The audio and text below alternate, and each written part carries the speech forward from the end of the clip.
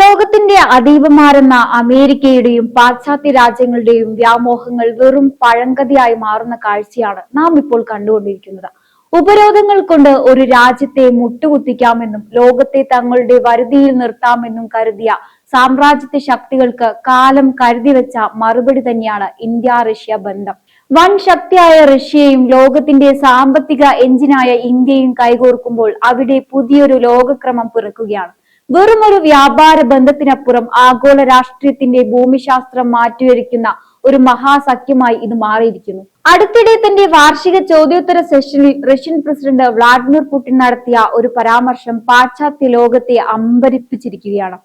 ദൈവം റഷ്യയെ ഉപേക്ഷിക്കില്ല എന്ന പുടിന്റെ വാക്കുകൾ വെറും ഒരു ആത്മവിശ്വാസമല്ല, മറിച്ച് റഷ്യയുടെ അതിജീവനത്തിന്റെ പ്രഖ്യാപനമാണ്. ലോകം കണ്ടതിൽ വെച്ച് ഏറ്റവും വലിയ സാമ്പത്തിക ഉപരോധങ്ങളെയാണ് റഷ്യ നേരിട്ടത്. എന്നാൽ ആധുനിക ലോകത്ത് കാലം തെളിയിച്ച ജ്ഞാനവും വിശ്വാസവും മുറുകെ പിടിച്ചുകൊണ്ട് പുടിൻ തന്റെ രാജ്യത്തെ മുന്നോട്ട് നയിക്കുകയാണ്. പാശ്ചാത്യർ റഷ്യയെ ഒറ്റപ്പെടുത്താൻ ശ്രമിച്ചപ്പോൾ ഇന്ത്യയെ പോലൊരു വിശ്വസ്ത സുഹൃത്തിനെ ചേർത്ത് പിടിച്ചുകൊണ്ട് പുടിൻ ആ തന്ത്രങ്ങളെയെല്ലാം തകർത്തെറിഞ്ഞു. ഇന്ത്യയും റഷ്യയും തമ്മിലുള്ള സാമ്പത്തിക ബന്ധം ഇപ്പോൾ കേവലം സൗഹൃദത്തിൽ ഒതുങ്ങുന്നില്ല, അത് കണക്കുകൾ കൊണ്ട് ലോകത്തെ വിറപ്പിക്കുകയാണ്. കഴിഞ്ഞ കുറച്ച് വർഷങ്ങൾക്കിടയിൽ ഇരു രാജ്യങ്ങളും തമ്മിലുള്ള വ്യാപാരം 6 മടങ്ങിലധികമാണ് വർദ്ധിച്ചത്. 2030 ഉഭയകക്ഷി വ്യാപാരം $100 ബില്യൺ എത്തിക്കാനാണ് മോദി പുടിൻ സഖ്യം ലക്ഷ്യമിടുന്നത്. ഇതിനായി ഒരു വിപ്ലവകരമായ സാമ്പത്തിക പദ്ധതിക്ക് ഇരു രാജ്യങ്ങളും അംഗീകാരം നൽകി കഴിഞ്ഞു. ഊർജം, പ്രതിരോധം തുടങ്ങിയ മേഖലകളിൽ ഡസൻ കണക്കിന് ധാരണാപത്രങ്ങളിലാണ് കഴിഞ്ഞ വർഷം ഒപ്പുവെച്ചത്. എണ്ണയ്ക്കും ആയുധങ്ങൾക്കും അപ്പുറം പുതിയ മേഖലകളിലേക്ക് ഈ ബന്ധം വ്യാപിക്കുകയാണ്. ഇന്ത്യയുടെ സ്മാർട്ട് സിറ്റി പദ്ധതികളിൽ സഹകരിക്കാൻ റഷ്യ സന്നദ്ധ അറിയിച്ചു കഴിഞ്ഞു. Video analytics, big data processing തുടങ്ങിയ മേഖലകളിൽ ലോകത്തിലെ ഏറ്റവും മികച്ച സാങ്കേതിക വിദ്യയാണ് റഷ്യ ഇന്ത്യക്ക് നൽകാൻ പോകുന്നത്. മറ്റൊരു പ്രധാന വികാസം തൊഴിലാളി വിനിമയമാണ്. റഷ്യയിലെ വ്യാവസായിക മേഖലകളിൽ അനുഭവപ്പെടുന്ന തൊഴിലാളി ക്ഷാമം പരിഹരിക്കാൻ ഇന്ത്യൻ ബ്ലൂ കോളർ തൊഴിലാളികൾക്ക് വലിയ അവസരമാണ് അവിടെ തുറക്കുന്നത്. 2030 ലക്ഷക്കണക്കിന് ഇന്ത്യൻ യുവാക്കൾക്ക് റഷ്യയിൽ മികച്ച തൊഴിൽ ലഭിക്കുമെന്ന് ഈ കരാറുകൾ ഉറപ്പു നൽകുന്നു. അമേരിക്കൻ ഡോളറിന്റെ ആധിപത്യം തകർക്കുക എന്ന ലക്ഷ്യത്തോടെയുള്ള നീക്കങ്ങളും സജീവമാണ്. റഷ്യ, കസാക്കിസ്ഥാൻ, ബെലാറസ് തുടങ്ങിയ രാജ്യങ്ങൾ ഉൾപ്പെടുന്ന യൂറേഷ്യൻ ഇക്കണോമിക് യൂണിയനുമായി ഇന്ത്യ സ്വതന്ത്ര വ്യാപാര കരാറിനായുള്ള ചർച്ചകൾ വേഗത്തിലാക്കുകയാണ്. ഈ കരാർ യാഥാർത്ഥ്യമാകുന്നതോടെ ഇന്ത്യൻ കർഷകർക്കും ചെറുകിട സംരംഭകർക്കും ഈ രാജ്യങ്ങളിലെ വലിയ വിപണികളിലേക്ക് കുറഞ്ഞ നികുതിയിൽ ഉൽപ്പന്നങ്ങൾ എത്തിക്കാൻ സാധിക്കും. ഇത് ഡോളറിനെ ആശ്രയിക്കാതെ തന്നെ ശക്തമായ ഒരു പ്രാദേശിക സാമ്പത്തിക മേഖല പടുത്തുയർത്താൻ സഹായിക്കും. ഉപരോധങ്ങൾ കൊണ്ട് റഷ്യയെ തളർത്താമെന്ന അമേരിക്കയുടെ മോഹം വെറും ജലരേഖയായി മാറുകയാണിവിടെ.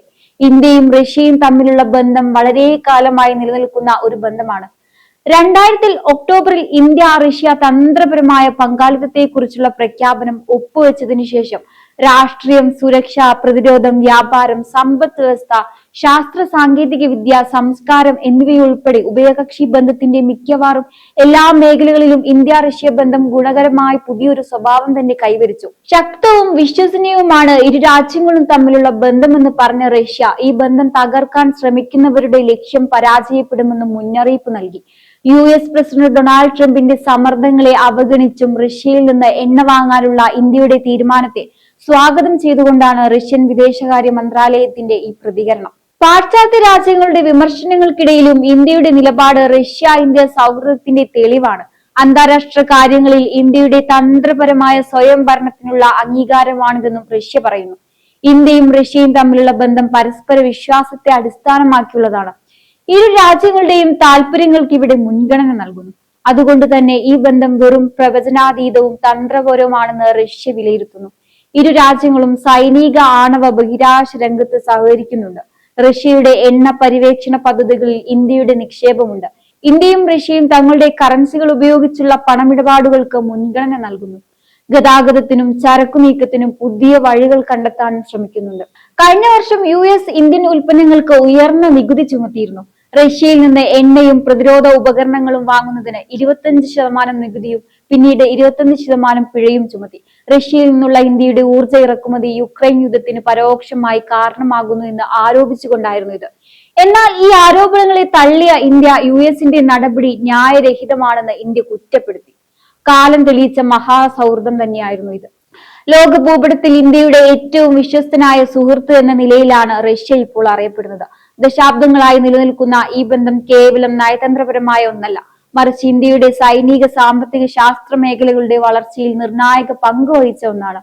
ഇന്ത്യൻ പ്രതിരോധ സേനയുടെ നട്ടെല്ല് റഷ്യൻ സാങ്കേതിക വിദ്യയാണെന്ന് പറയാം. അത്യാധുനികമായ S-400 മിസൈൽ പ്രതിരോധ സംവിധാനം മുതൽ സുഖോയ് യുദ്ധവിമാനങ്ങളും ടാങ്കുകളും വരെ ഇന്ത്യയുടെ സുരക്ഷ ഉറപ്പാക്കുന്നു. ലോകത്തിലെ ഏറ്റവും വേഗതയേറിയ സൂപ്പർസോണിക് ക്രൂയിസ് മിസൈലായ ബ്രഹ്മോസ് ഇന്ത്യയും റഷ്യയും സംയുക്തമായി വികസിപ്പിച്ചെടുത്തതാണ്. ഇന്ത്യയുടെ ഊർജ പ്രതിസന്ധി പരിഹരിക്കുന്നതിൽ റഷ്യ വലിയ പങ്ക് വഹിച്ചിരുന്നു. യുക്രൈൻ യുദ്ധത്തെ തുടർന്ന് ആഗോളതലത്തിൽ എണ്ണവില വർദ്ധിച്ചപ്പോൾ പാശ്ചാത്യ രാജ്യങ്ങളുടെ സമ്മർദ്ദത്തിന് വഴങ്ങാതെ റഷ്യയിൽ നിന്ന് കുറഞ്ഞ നിരക്കിൽ എണ്ണ വാങ്ങാൻ ഇന്ത്യ തയ്യാറായത് നമ്മുടെ സാമ്പത്തിക ഭദ്രത ഉറപ്പാക്കാൻ സഹായിച്ചു. ഇന്ത്യയുടെ ബഹിരാകാശ ചരിത്രത്തിൽ റഷ്യൻ മുദ്രകൾ ആഴത്തിലുള്ളതാണ്. ആദ്യ ഇന്ത്യൻ ബഹിരാകാശ സഞ്ചാരി രാകേഷ് ശർമ്മയെ ബഹിരാകാശത്ത് എത്തിച്ചത് റഷ്യയാണ്.